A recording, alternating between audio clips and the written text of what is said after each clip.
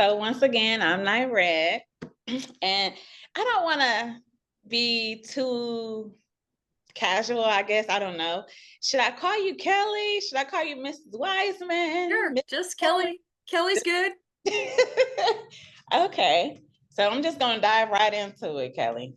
This Okay. book, I truly like it. It was so I don't know which audience you were trying to target with the book, but adults can relate to this book as well. I know it's specifically probably written for children.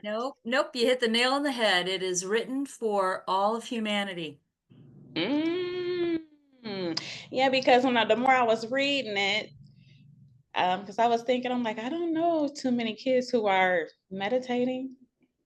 I know they practice that in some like other cultures and countries and things like that with children as far as relaxation techniques before they begin their studies and schools and stuff. But like I said, I didn't know if because of the way it looks, you would think like, oh, okay, this is for my, a toddler or grade school or, something like that. But you already then open up the door. Let me know. So what made you want to write this? Well, it came across a 20-year span. So initially, in the year 1999, I was moving from Indianapolis to Florida. My husband had gotten a new job, and my girls were behind me in their car seats, and we're driving down the highway, and my youngest daughter, who was 4 at the time, says clear as a bell, Katie Ladybug. Okay. I'm holding on the steering wheel and I'm thinking, that's really weird. She said nothing else. And I thought, why did she say that? But we read a lot of books and we loved a lot of characters. Of course, a lot of them are animated, right? Okay. And we were fans of the animated world, wherever it came from, right? That was Okay. heavily involved in cartoons and, everything else. Not to drop any names. However, I thought, wow, what a cute character name. If Barney the purple dinosaur can make it, why not Katie the cute ladybug? I've at least seen a Right. ladybug. I've not seen a purple dinosaur yet, except for Barney. Right. So that was number one. And I thought, well, maybe I'll do something with that one day. Well, one of the things I've learned about creativity is that in the world of consciousness, those things are fed to us or they nudge us, they present themselves. It's a reminder. I'm thinking about that, right? However you want to phrase it, it's Right. coming in here, right? So in about 2014, I was going through some of my own issues with my back, and I came into yoga. Let's just shortcut it. I came into yoga and I'm standing in a yoga class, and the teacher says something as I'm standing in this very difficult pose for minutes. Okay. And she says a cue that makes you realize that you're in here talking to yourself. Mm. How much longer have I got to stand in this pose? I'm hot. Like you think about it, okay, all the stuff that's going on in there, and I'm like, oh my God, I'm doing that. Does everybody do this? Like I had never thought about it before. Uh-huh. It had not been presented to me. Well, I went on to become a yoga teacher, Mm. and through another move, I became the wellness director at a sheriff's office in Okay. Central Florida. Okay. And I was really taken aback how a lot of the people I was coaching and representing didn't believe the things I was teaching. And for instance, the one that I can, share the most visual example of is, imagine you're trying to coach a healthy products to a deputy that carries a gun and a taser, and they have to make split-second decisions as to whether or not they're going to pull one of those weapons, right? Mm-hmm. And yet they're jacked up on Red Bull, Mountain Dew, they eat donuts, And you're thinking, and I'm thinking, these guys should have it all together, right? They're the superhero. I call not someone calls 911, that's who's showing up, and you want to know that they have it all going on. Well, I was presented that, and I thought, how in the world do I reach the human mind, regardless of who they are, at the Hmm. most simplest place, with the most simplest words, written in the simplest fashion, and fun, and not using words that create bias? So it's funny how you immediately knew it was meditation. But we live in a world where meditation is woo woo. It's been programmed into many cultures. United States of America, we never got those lessons. No. Maybe if you had a parent that was now, generations later, that was into yoga and into those things, they're out there teaching their kids. It is not mainstream, right? It's not mainstream. No. So I intentionally wrote the book. So now that we've had this conversation, you have to go back through it and you can analyze, did I progressively bring you to a place where you can go inside and you can be with yourself? Hmm. And I'm glad you brought up the yoga thing with the meditation and all of it, because everything you said, I've done meditation before, and I was thinking the same thing you were just thinking. Like, I can't shut my mind off. The Katie drawing where she's sitting with her eyes closed and cross-legged sit on Hmm. the on that page. Yeah. That was the original drawing, just like that. Do you have any other material that you're working on or have out right now? I do. And we've kind of already touched why it's not done yet. So, in the world of publishing, printing books is very expensive. It is. And we basically, as creators, when we sell our books, we're really just paying ourselves back, because most people, if you pursue your passion project, you're self published, which means you Correct. paid for the project, Correct. right? Yes. So I like to clarify that with everybody. Nobody gave me money in advance, and if it wasn't for a generous uncle that had passed away, I wouldn't have this first book done. Ah. So I'm actually, and this would be a great thing to, again, to collaborate on, even locally. If a race car driver gets sponsors to put on their car for a race, Hmm. why don't I, as an author, seek out sponsors who could be printed, have a whole page in my book that has a legacy that goes on for a very long time, more than just one race, Right. right? That's true. And they can help fund my projects while I'm trying to be a creator being. And all of humanity are creator beings. We are creators. We just were not encouraged. No different than you didn't learn about mindfulness or meditation because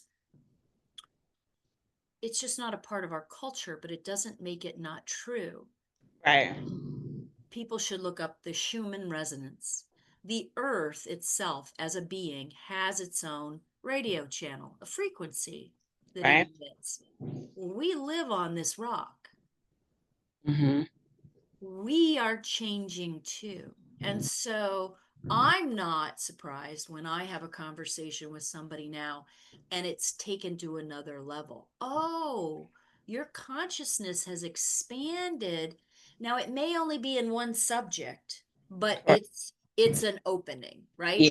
Because then it'll be a stair step. It's how it happened to me. I didn't just show up one day and know everything. I still don't know everything, but No. my mind is always open to receiving information from many sources. And I can also very quickly discern whether or not I can have a certain conversation with someone based on what I feel like they are, where they are. I kind of call it Right. in Right. their lane.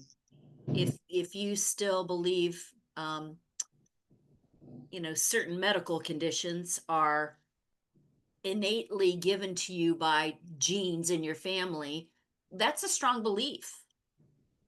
But if you could give that up and believe differently, you could change the course of your health. Mm. And I know this to be a fact. Mm, mm, mm. But it's a mindset. It's a Yes. mindset, Yes. right? Because you're so used to, like you said, following the crowd. The You're so program. used to these people who have all these degrees and Mhm. certifications. And I'm not saying that they're wrong or anything, Nope. Nope. but they were taught that as well. Programmed. So, Mhm. I mean, I have to have it within me to be like, okay, you just saw so many people with the same condition. And then you figured out, like, oh, okay, this is what was working, this is what was not working.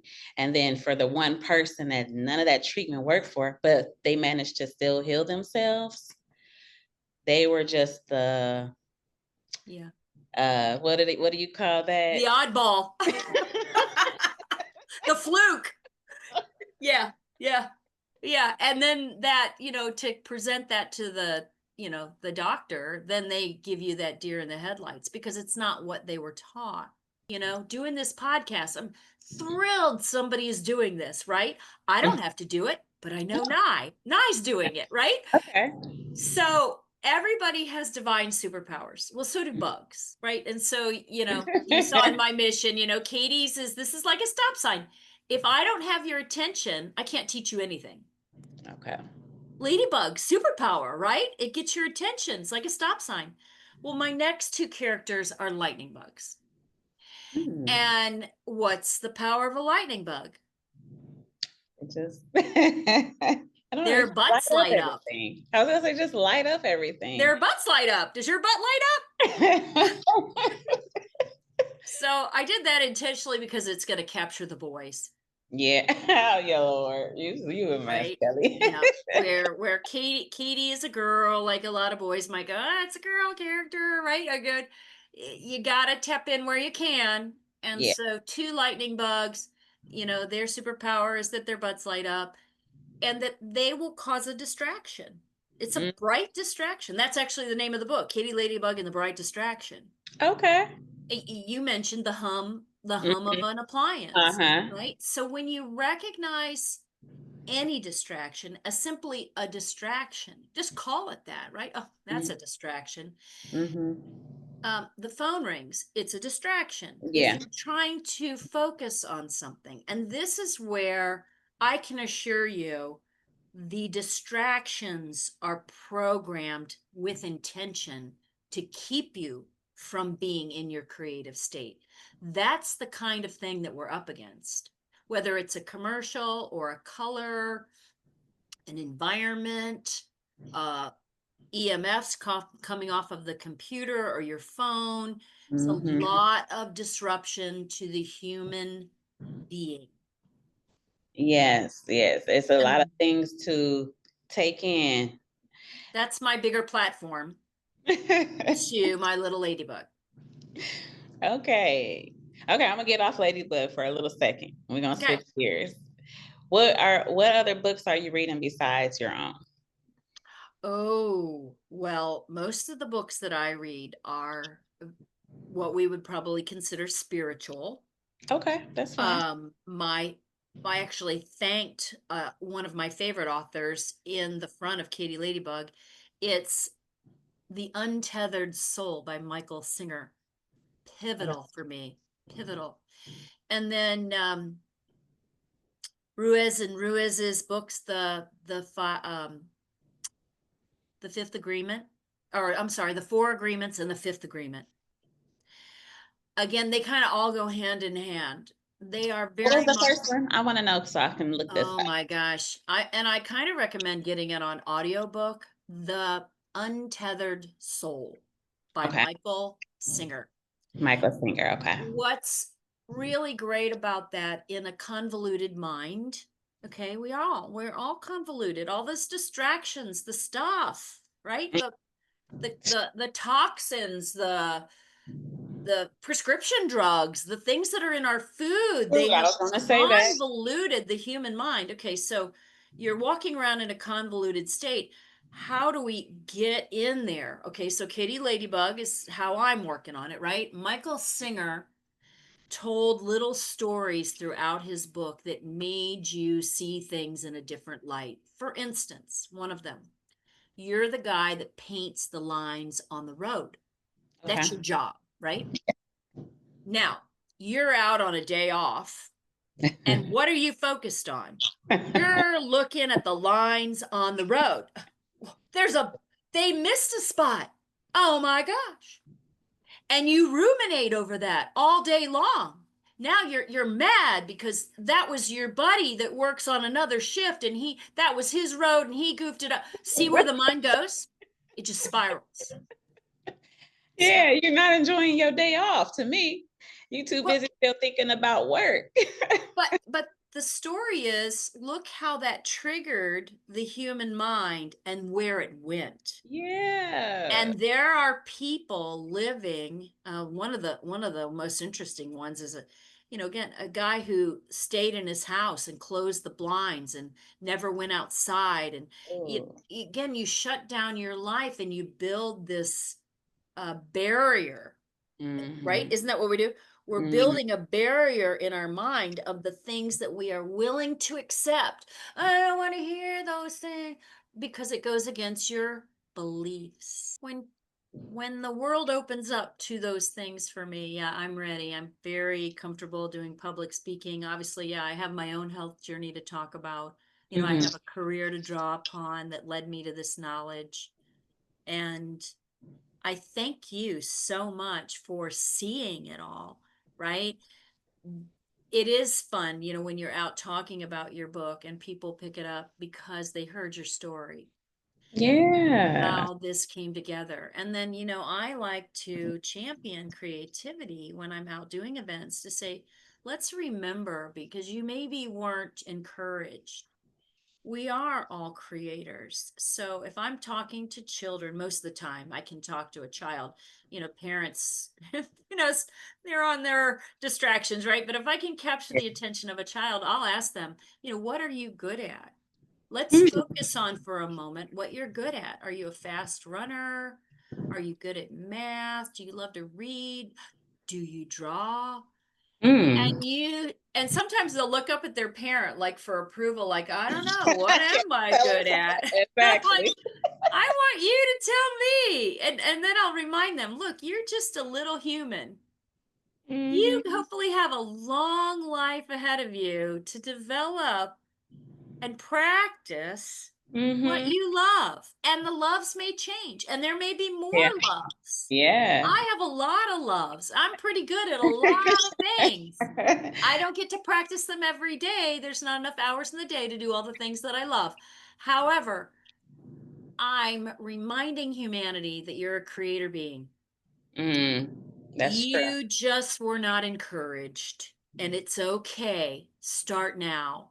You have a lifetime to create, and don't be surprised what shows up and when it shows up because it's not linear.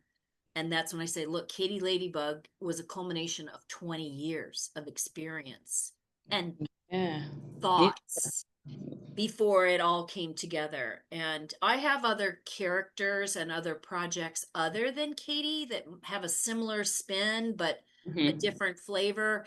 And looking at a local illustrator to use, even though I love Matt, he's still down in Orlando. He's a young father. When I get his attention, I love his work. I love it. But I have somebody local that I'm looking forward to working with Okay. too on a whole nother project. Okay. I like that idea. And just to ask you, I know you've been writing pretty much all your own creative content. I asked everyone this question. Have you ever given a thought of using AI to write any of your content? That's a very good question, and I am on a global level very aware of what's going on with AI. And I feel like it's because it's learning from us, right? Mm-hmm. So that's the big thing that we have to discern. AI has always been here. Yes. We just weren't presented it in a way like we are being presented it now. Right. And to discern what part of this is useful for me and helpful makes my life easier without giving away my creative power, Mm. right? So if I query a question, I will be general and I will leave out details of my project that are mine, Right. No, I understand. right? And I'll see what it gives me. And I can query another question and maybe get some other things. But that's how I'm using it right now. It is a great jump start for Yeah. people that can't get going. And that's okay. But don't give away the master plan and don't give away, like names of characters and Right. No, I know what you mean. The meat and the potatoes. yeah, exactly. But that's a great question, and I'm glad you're asking that of everybody. Well, because some people are afraid that if AI is writing books, then what's the use of people like yourself? Well, and there's the discernment moment. Yeah, because my grandparents, they don't even, they've never had Wi-Fi. See, So, see, and they don't want like, it. They're healthier. Trust me, they're healthier for not having Wi-Fi. and They I'm are like, healthier for not having it. so I mean, everyone has their own. It feels like it makes the world more complicated, but I don't know. I think it helps in ways, and in other ways, it could be a hindrance if you allow it to be. But I mean, Wi-Fi or AI. why all of it? Oh yeah. Oh, Wi-Fi, for sure. AI, just everything. My Yeah. grandparents thinks it makes people lazy.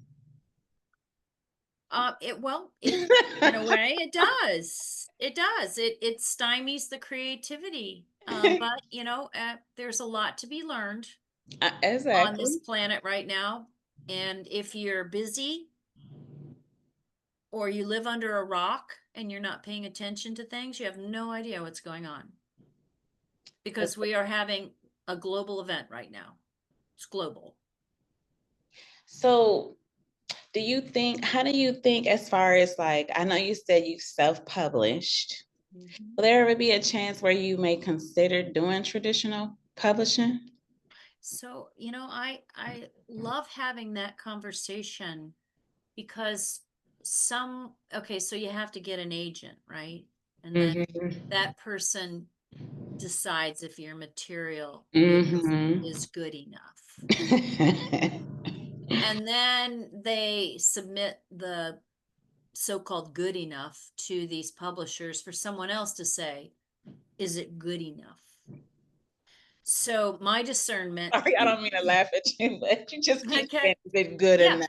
Well, you know where this is going. So, I was in this fabulous boutique store down in Louisville, and they have a beautiful book section for kids. Mm-hmm. Beautiful books, and most of them have plushies. They have that beautiful jacket on them. They all have a printed cover liner, you know, the nice paper. Like, oh, how do you get that? If I had the money and I wanted to buy it, not available to me. Not available. At least not through my publisher. So I started asking questions. I said, now you're gonna have to read into this. I asked the guy that buys the books for that store. I saw him another time that I was in there and I said, hey, I complimented him first. I love all your material. I love what you're bringing in here. I'm an author too. How do you choose what books to have in your store? Thinking that he gets to pick and Uh, choose. He says, oh, I get a list. Oh, you get a list. Huh. I wonder who produces the list. So I'm thinking it's probably different at the library, right? Nope, I go all the way down to Florida for a book signing back in my, the area where I was living when I wrote the book. I went into the library, having this great conversation, and they did a really cool event. And I said, you buy new books every year. Surely you have a budget to buy new books. How do you choose? Oh, we get a list.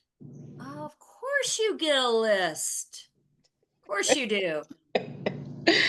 Oh, And yeah. then you got to say, just it's no different than disease or your education. Pick a subject. I'll tell you, it's every subject. And you got to go behind it like an investigator and Mm-hmm. say who, what, where, why, Mm-hmm. how is this game played? And so it's one of the reasons why I have to play the game differently. Yeah. Now, I do get phone calls from very interesting people from who knows where that offer me money to buy the rights of Katie Ladybug. Mm. Oh, you see my material. You want to buy it outright, but you don't want to help me publish it I was just getting ready to say that. because my subject is about awakening humanity. And if we have an awakened humanity, those structures that we were born into don't hold the weight that they hold. So they Mm-hmm. know who I am, they know what I'm doing. It's all fine. I'm going to wait it out I because when the know. time is right, yeah, I will have the means to do it well and the right way. And we will, as conscious creators, we will change this planet. Yeah, and you do it on your own terms too. A Exactly. lot of the times, from what I hear, once you get an agent and you get signed to that traditional publishing company, most of the time they take away your creativity with your projects. Yes. They kind of See? spin it to like, okay, well, we like this part, but we don't Mhm. like that part. See what I Oh, mean? and Binds. Binds. Instantly you're put into a bind. I won't even do an LLC because it puts me in a bind. mm, hmm. Everything that has been created for us puts you in a bind, whether you see it or not. Wow, that's a good It's look at. just better to be a sovereign being and play in a small pond right now, Mm-hmm. right? Because the world's going to change. It's changing already. I was gonna say that it It's is changing already. vastly. Yeah, sometimes I can't even believe it how fast it be changing on us. Right? Right. It's just different stuff. So, do you think that? Hey, I forgot what I was going to ask you, Kelly. That quick. Well, I'm wondering if it goes back to your previous question about, would I go through traditional publishing? And then you answered the ultimate question is, yeah, well, if somebody did give you money, then what would they change about your whole thing, your whole story or project Yeah, that but and basically you've been having offers, so I know that's not going to be. well, this is from people that just want to buy it outright. So that's a whole nother story, right? Because, oh, you just want to take it and then you'll probably just squash it. It'll probably never see the light of day. That happens in corporations. Hmm. Big corporation will come out and buy. Okay, let's just take Heinz ketchup. The Heinz family once created a ketchup, and that's not who actually owns Heinz ketchup anymore. And they changed the recipe. So now Right. instead of having cane sugar in it, it's got high fructose corn syrup. Well, is that good for humanity? No, but the people who run the food industry, they need a secure system, so they throw high fructose corn syrup and everything. Yeah, I mean you can't get past that though. That Well, is. you just have to learn how to eat different. And that was, again, part of my program at the sheriff's office is I was teaching, like, look, we can have cake. We can have a cake. We can have cookies. You can have donuts, but you have to change the ingredients I and you was have gonna to say you can't use know, this. yep, you have You to can't know use your the same ingredients. recipes. You Yep. have to switch up a lot of things with recipes and stuff. Just like being, people think being vegan is this god awful thing. When all it is basically, if you are a meat eater, is the texture of the food. For some people, I know my daughters are both vegetarians. they have a consciousness problem with slaughtering an animal. Yeah, but you're not, when you're vegan, you're not slaughtering any animals. You're basically eating vegetables still. I know, but they won't eat meat for that reason. Oh, because of the texture. No, because of killing an animal. Oh, killing the animals. Yeah. But they're killing a plant. So I can kill a plant, but I can't kill an animal. Yeah. I mean, they're Again, both living. there's a perspective behind everything, right? That's what I was gonna say. Well, yeah. Yeah, where does it stop? At the end of the day, you know, I don't sit and worry about these things. I don't have anxiety about these things because I know the world is changing for the better and I know who's behind it and I know we're going to get there because humanity, we're amazing. We are. If we weren't this amazing, they wouldn't be working so hard to make us sick and dumb us down. Yeah. That's crazy. It is crazy, but Yeah. one day the world will know. So, Kelly, what would you tell someone who's starting off as an author? What advice would you give to them? Oh my gosh, you know, I told you I have a local authors group and I invite new people. Like if you're just a writer and you want to be an author, join the group. We've got tons of experience, right? We can tell you how not to do it.